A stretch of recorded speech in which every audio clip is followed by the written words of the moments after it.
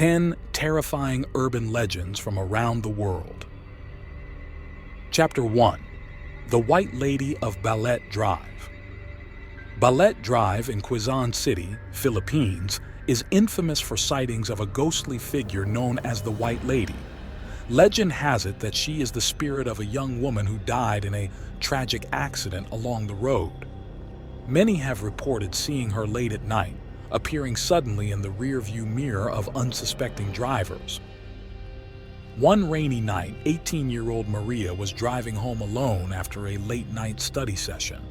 Her car's headlights cut through the thick fog that blanketed the road. She'd heard the stories but never believed them. That changed when she saw a figure in a white dress standing on the side of the road. Thinking it was a stranded traveler, Maria slowed down. The woman's face was obscured by her long black hair. Maria rolled down her window to offer help, but as soon as she did, the woman vanished. Heart pounding, Maria sped away, her eyes darting between the road and the rearview mirror. That's when she saw her, sitting in the back seat, her face twisted in a grotesque grin. Maria's screams echoed through the night as she lost control of her car, crashing into a tree. The locals say her spirit now haunts Blackeyed Drive, joining the White Lady in her eternal vigil. Chapter 2. The Wendigo of the Canadian Wilderness. In the dense forests of northern Canada, the legend of the Wendigo strikes fear into the hearts of anyone who dares to venture too deep. This malevolent spirit is said to possess anyone who resorts to cannibalism to survive, turning them into a monstrous creature driven by an insatiable hunger for human flesh. Mark, an experienced hiker, set out on a solo expedition to conquer the remote trails of the Canadian wilderness. He was well prepared, or so he thought. After a week, he lost his way.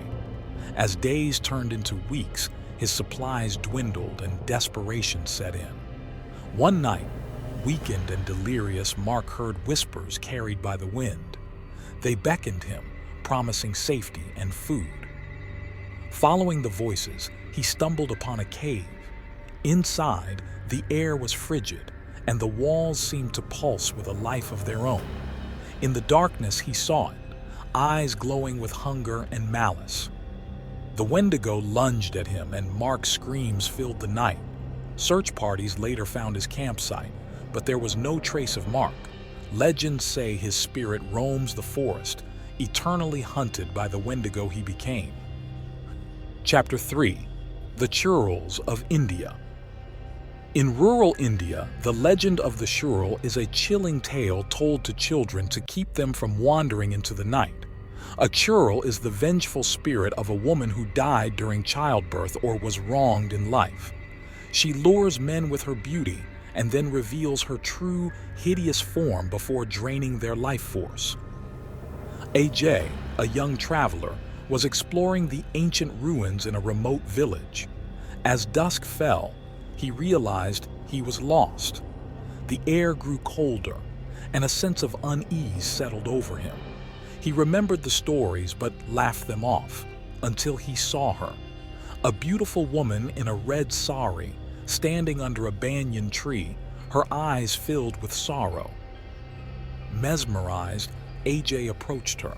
She beckoned him closer, and he followed, entranced. When he was within reach, her face twisted into a terrifying mask of death. Her eyes glowed with an unnatural light, and her fingers turned into talons. AJ tried to run, but it was too late. The churl's icy touch drained his life away, leaving only a withered husk behind. Chapter 4. The Rusala of Eastern Europe. The Rusala, a water nymph of Slavic folklore, is said to be the spirit of a woman who died violently near water. These spirits haunt rivers and lakes, luring unsuspecting men to their watery graves with their beauty and song. In a small village in Ukraine, the legend of the Rusala was well known. Ivan, a fisherman, often scoffed at the tales. One night, while fishing on the Dniester River, he heard a haunting melody. Hypnotized, he followed the sound to a secluded part of the riverbank. There, he saw her, a stunning woman with long, flowing hair, singing a mournful tune. Entranced by her beauty, Ivan waded into the water. The Rusalka's song grew louder, more insistent. As he reached out to touch her, her eyes turned cold and merciless. She pulled him into the depths, her laughter mingling with his screams. Ivan's boat was found drifting aimlessly the next morning, but his body was never recovered. The villagers say the Rusalka claimed another soul for her watery kingdom. Chapter 5. The Black-Eyed Children of America. The legend of the Black-Eyed Children is a relatively modern urban legend in America. These mysterious children with pitch-black eyes are said to appear at night knocking on doors and asking for help. Those who let them in are never seen again. Tom, a skeptical journalist, decided to investigate the legend. He set up cameras around his home and waited. For weeks, nothing happened. Then, one stormy night, there was a knock on his door. Peering through the peephole, he saw two children, a boy and a girl, standing on his porch. Their eyes were completely black. Ignoring the growing dread in his chest, Tom opened the door slightly and asked what they wanted. The children asked to come in and use the phone. Their voices were flat, devoid of emotion. Tom's instinct screamed at him to shut the door, but his curiosity got the better of him. As he let them in, the air grew heavy and oppressive. The children's eyes bored into his soul, filling him with an overwhelming sense of dread. The lights flickered, and Tom felt a cold hand grasp his wrist. The children's mouths twisted into malevolent grins as they whispered, "You shouldn't have let us in." Tom's screams echoed through the empty house. The next morning, his colleagues found his home abandoned, the cameras destroyed, and no sign of Tom. The legend of the Black-Eyed Children had claimed another victim. Chapter 6. The Tecch of Japan. In Japan, the Tecch is a horrifying spirit of a woman who was cut in half by a train. Her upper torso, propelled by her hands or elbows, drags herself along, searching for her lower half. Her name comes from the sound she makes as she moves. Yuki, a university student, stayed late at the library studying for exams. She missed the last bus and had to walk home. Taking a shortcut through the train tracks, she heard a strange noise, teek-teck-a-teck. It grew louder, closer. Turning around, she saw her, a woman with a grotesque, bloodied upper body, dragging herself towards Yuki with alarming speed. Paralyzed with fear, Yuki watched as the Tecch closed the distance. The ghost's eyes burned with rage and sorrow. Yuki tried to run, but it was too late. The Tecch's claw-like hands grabbed her ankles, and with a final echoing shriek, Yuki was dragged into the darkness. Her friends searched for her, but Yuki was never found. The legend of the Tecch continues to haunt the tracks, reminding all who hear it of the vengeful spirit that seeks to make others suffer as she did. Chapter 7. The Manaangal of the Philippines. Another terrifying legend from the Philippines is the Manaangal, a creature that can sever its upper torso from its lower half and grow bat-like wings. It preys on pregnant women, sucking the hearts of unborn children. Anna, a young expectant mother, moved to a rural village for peace and quiet. One night, as she lay in bed, she heard flapping outside her window. Peeking through the curtains, she saw a horrific sight. A woman with wings, her torso separated from her legs, hovering outside. Anna screamed and tried to close the window, but the Manaangal was too quick. It burst into the room, its eyes glowing with hunger. Anna's cries for help went unanswered as the creature lunged at her, its sharp tongue extending towards her swollen belly. Just as the Manaangal was about to strike, the dawn's first light filled the room, and the creature shrieked in pain, retreating into the night. The villagers found Anna unconscious but alive. They fortified her home with garlic and salt to ward off the creature. Though Anna survived, The fear of the Manaangal's return lingered, a dark shadow over the peaceful village. Chapter 8. The Jinn of the Middle East.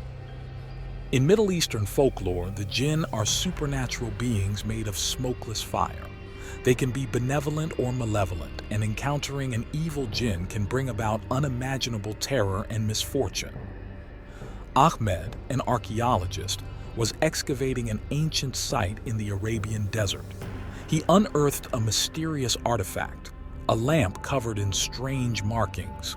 Ignoring his colleagues' warnings, Ahmed took the lamp back to his tent. That night, he was awoken by a chilling breeze and a whispering voice. Lighting the lamp, he was confronted by a towering figure with glowing eyes and a menacing grin. The jinn had been released. It offered Ahmed a choice: serve it or suffer its wrath.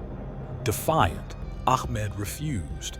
The jinn's laughter echoed through the desert as it unleashed its fury. The excavation site was found abandoned the next day, the lamp shattered. Ahmed's note spoke of the jinn's curse, but he was never seen again. The legend of the jinn serves as a warning of the dangers that lie beneath the sands, waiting to be unleashed by the curious and the foolish. Chapter 9. The La Yorona of Mexico. La Yorona, or the Weeping Woman, is a tragic figure in Mexican folklore. The spirit of a woman who drowned her children in a fit of madness. She wanders near bodies of water, crying and searching for her lost children. Carlos, a skeptic, decided to investigate the legend for a documentary. He set up camp near a river where sightings of La Yorona were frequent. As night fell, he heard a mournful wail in the distance. Grabbing his camera, he followed the sound to the riverbank. There, he saw her, a woman in a tattered white dress, her face hidden by a veil. She was crying, her sobs filled with anguish. Carlos approached her, asking if she needed help. Slowly, she turned to face him, and her veil slipped, revealing a gaunt, skeletal face with hollow eyes. La Llorona's screams pierced the night as she lunged at Carlos. His camera captured the last moments of his terror before falling into the water. His equipment was found, but Carlos was gone, his disappearance adding to the chilling legend of La Llorona. Chapter 10. The Baba Yaga of Russia. In Russian folklore, Baba Yaga is a fearsome witch who lives in a hut that stands on chicken legs. She is known to kidnap and eat children, and her very name evokes fear. Nadia, a curious teenager, ventured into the dense forest of Russia, searching for Baba Yaga's hut. She dismissed the warnings of her elders, convinced it was just a story. As night fell, she found herself hopelessly lost.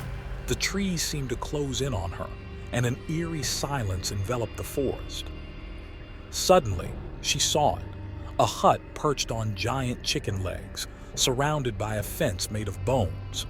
The door creaked open, and Baba Yaga emerged, her eyes gleaming with malice. Nadia tried to run, but the forest itself seemed to conspire against her, roots and branches tripping her up. Baba Yaga's cackle echoed through the night as she grabbed Nadia, dragging her into the hut. The door slammed shut, and Nadia's screams faded into the darkness. The villagers say that those who venture into the forest never return, taken by Baba Yaga to join her gruesome collection. These terrifying urban legends from around the world remind us of the dark, mysterious forces that lurk in the shadows, waiting to ensnare the unwary. Whether ghosts, monsters, or malevolent spirits, these legends continue to haunt the places where they originated, a chilling testament to the fear they instill in all who hear their stories.